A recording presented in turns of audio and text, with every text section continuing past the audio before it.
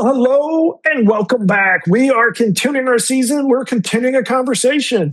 We are trying to get unstuck. We are helping ourselves with our interviews, with all of the content that we're doing to try to get some forward momentum and get launched in where we are right now in 2026. Actually, as we are sitting here, almost into the second quarter. By the time this goes live, we actually will be.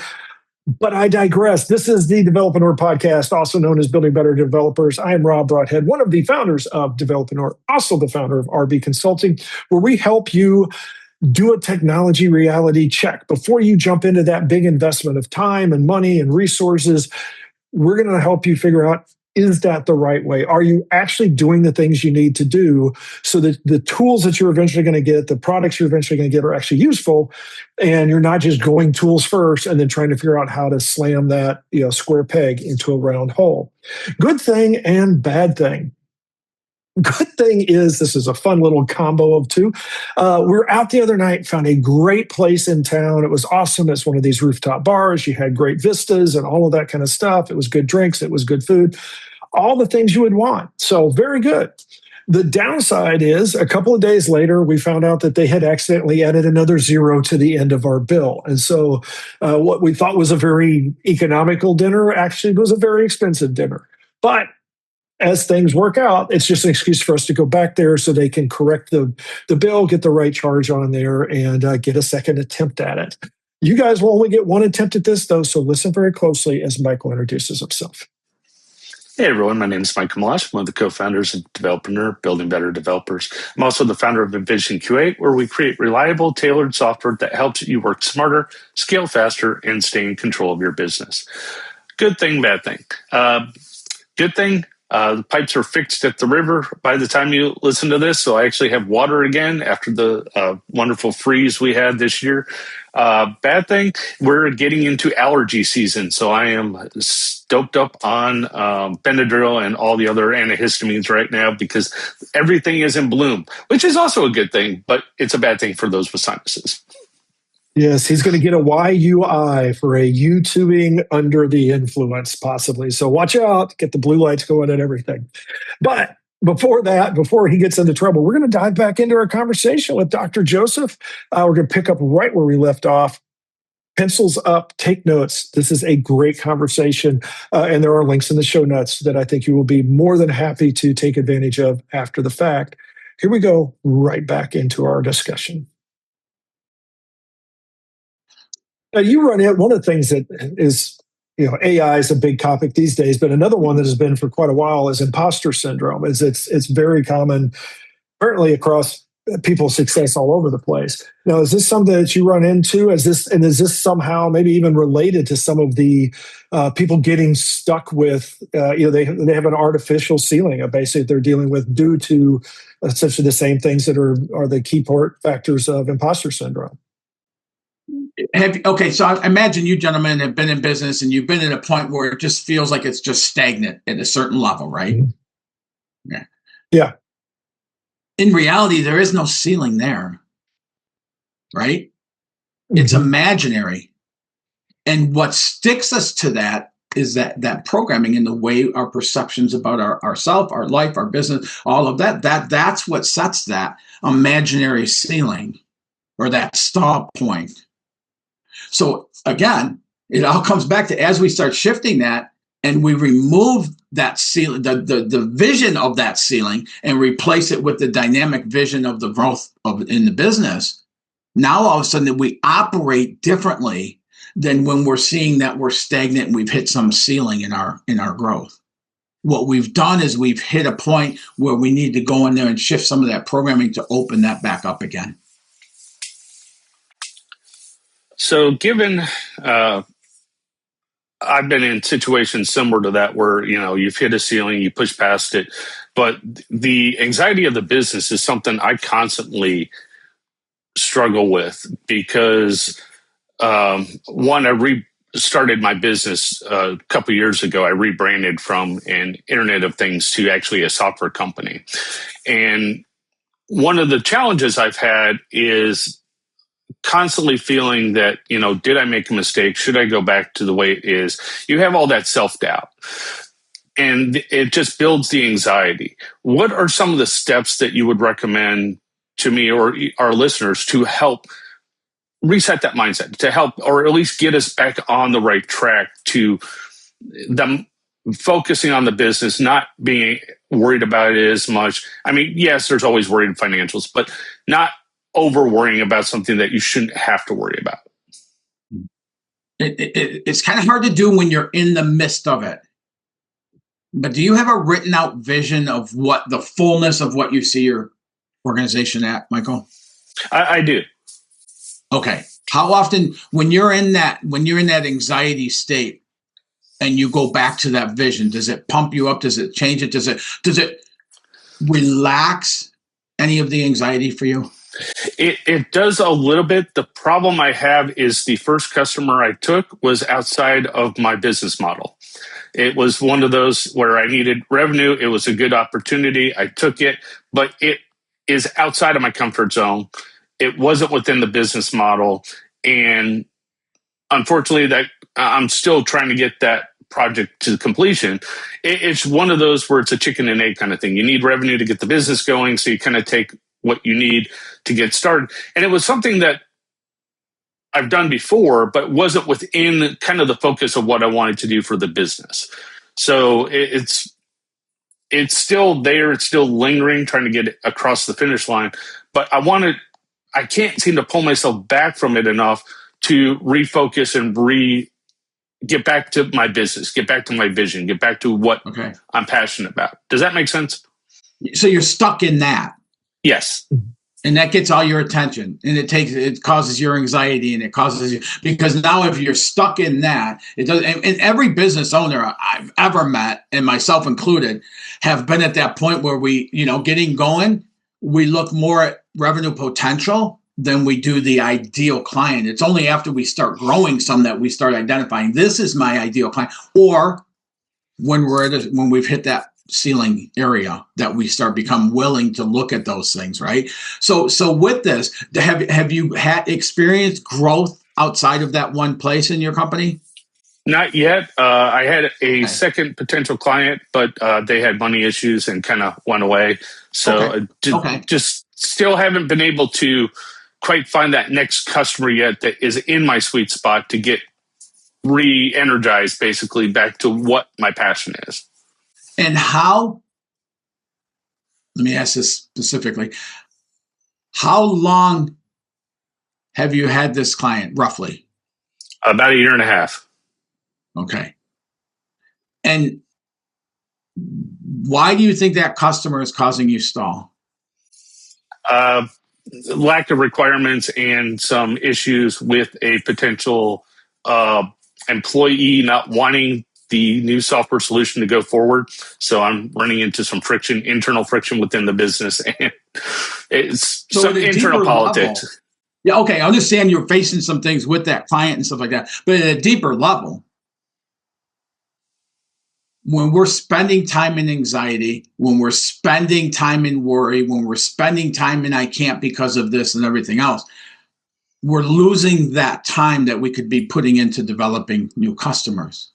So even just by being at that place of anxiety, and if it were me, and tell me if I'm wrong, if it were me, I'd be looking at other, trying to build other customers. And there'd be a part of me in my thinking that would be like, we got to get this done and over with in order to do that. But that's not true. Our perceptions are set that it has to be that way.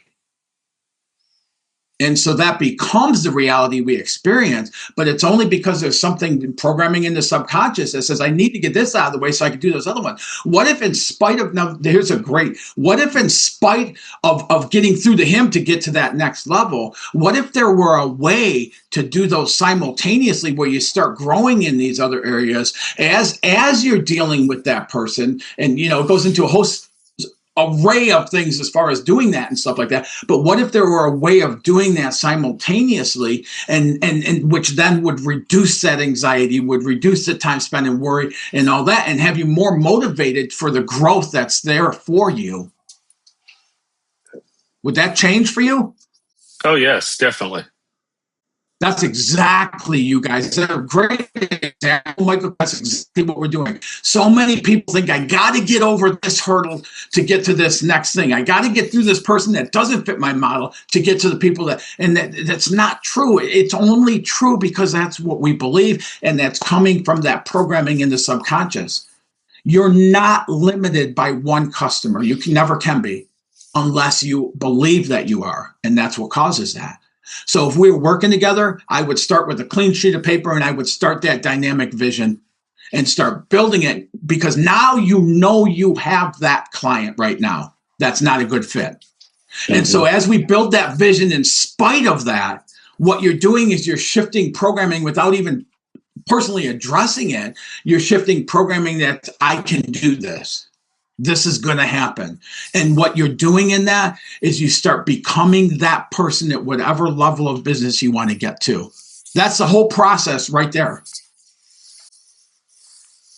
Now, do you see as you're working with people, do you see, because you've talked about sort of the snowball effect of them growing their business, and they think they're going to hit 12 and they hit 20. Do you see that with the unlocking their blocked areas as well? As you talked about, as they start just adjusting a little bit of that programming, does that sort of like open floodgates? Sort of as like, as soon as you get out of the box a little bit, now they're starting to, it becomes easier for them to reprogram moving forward? It does. There's also multiple layers of it. So I had a gentleman that was working full time in sales. He had a business. He was doing a couple grand a month on, in his business and stuff. And so as he started growing, he's going, I told him, we're going to get so busy growing the business, you're not going to have time to go to work. And within 4 or 5 months, that's exactly what happened. And he no longer had the job, and he was doing his business full time. And it took what the job covered in costs and things like that for his family, and so all of a sudden now it started growing. The vision actually grew even more so based on seeing results that quick, and so he ended up wanting to build an empire, is what he called it, and so as we started doing that, he hit a certain point and he's going, I don't want to grow anymore. And I go, why is that? And he was doing maybe, I don't know, probably about $30-some thousand a month. And I go, why is that? Well, it was because he had programming. He knew of a multi-million-dollar business owner, or built a business multi-millions. And the guy told him, I would never do that again. It cost me my entire life. I feel like I got robbed of this life for money. And so, the guy didn't have time with family and all the things that are important to my client, the guy didn't have and stuff. So he wanted to stall it. And I go, but what if that wasn't the case? And we started talking through that over a matter of a couple of weeks. What if that wasn't the case? What if you could grow and have more freedom and have this and have that? That gentleman today is doing over $60,000 weekly in revenue.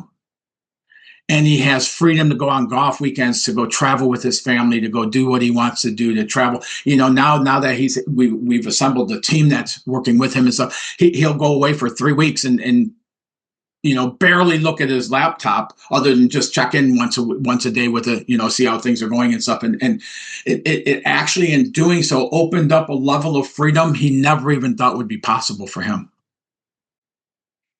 Now that actually leads to a really good question. Actually, you mentioned way earlier, just as they come in and they're struggling, they're stuck, and they're trying to move forward. They're trying to get off of this plateau, get rid of the ceiling that they think is there. How much of this? How much do you also work with them about like their leadership and their teams, and building helping to build out a company, and actually even pump up and like have that positivity that they get spill into the company, so the people that work for them can help it grow as well? Oh yeah, that's part of the whole process, because you think about it. So I help somebody go from that struggle point, that ceiling, and now all of a sudden we open up growth and we start seeing it happen pretty rapidly. And so as we're doing so, now we have to have a team assembled in there to help manage that, right, and make sure. So yeah, that's part of what I do, is help them to. I don't pick employees for them. Again, what I help them do is put on that $50 million ownership and walk in that. And as we do that process, they know the right people as they come across them. They know which people to hire. They know what positions and to cover and things like that. So I help orchestrate that. I help lay that out for them to take them through that, for them to make those decisions. And every step of it, they're becoming more of that $50 million business owner within, and then they start seeing it on their outside experiences. Are there, we sort of touched on with the idea that there are people that are not your customers. There are, definitely your ideal customers, and there are people that are not. Is there specific like industries or certain levels of people that work really best for your specific coaching? And I know you did mention, and I'll open the door to that, is like you said you also customize it for everybody. Yeah, the SMT method. I've gone through a lot of coaching programs. When that happened at 22 years old with that taking over that company, and I said no, and I realized it's because I didn't feel I deserved it because I didn't work hard enough. That triggered something in me to start the growth process that I still follow today and help others with. And so, so in that, I've done a lot of different coaching programs and things like that. And I paid a lot of money, invested a lot of money into those programs. And I learned stuff from every one of them, but none of them really changed my results, the long term or any decent size to those result changes and stuff. And so what I started realizing is I was picking out programs that was kind of like a one size fit all. Everybody went in, everybody did the exact same thing, and everybody was supposed to get the same results. But that's not me. I'm unique. I'm not like everybody else.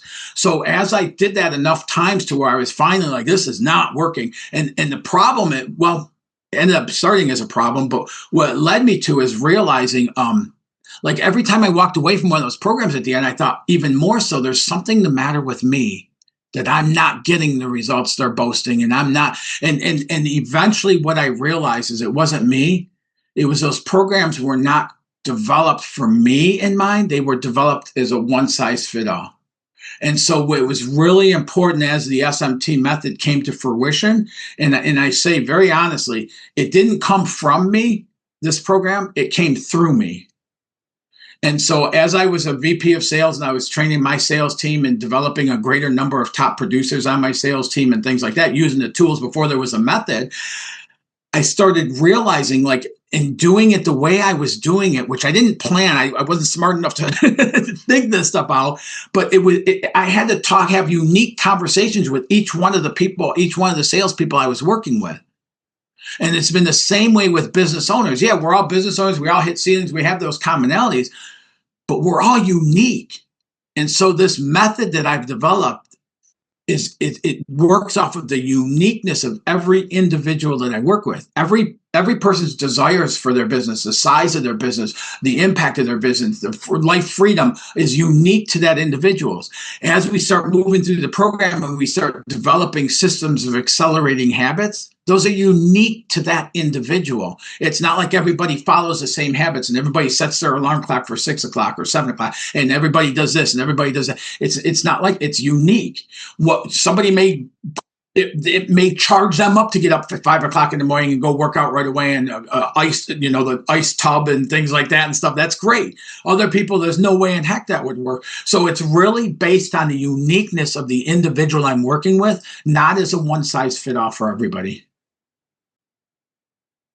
Well, as I sort of had alluded to, is sometimes we have the conversation and it just like we fly right through it. And sure enough, the energy and everything else, we are wrapping up our time. So before we head out, I'm sure everybody in the audience would love to hear how to get a hold of you. I'm sure there's a lot of people out there thinking that maybe this is a good fit for me. So what are the best ways for them to reach out to you? Yeah, and I'm sure we'll have stuff in the notes, my website and all that, but the easiest way to do so is go to smtmethod.com and book a call with me. If it's a fit, I'll map out exactly how to break through that revenue ceiling and get you some actions while we're on the phone that you can start taking to start shifting that back in the other direction into the growth mode again. And it's smtmethod.com. Excellent. Thank you so much. And yes, we will have links in the show notes. Michael's taking notes and making sure. Plus, we always make sure we go back through the transcript and catch those things as well. Yeah. I want to thank all of you that are out there watching and listening. Thank you so much for hanging out with us. As we said, there will be links in the show notes. As always, go out there and have yourself a great day, a great week, and we will talk to you next time.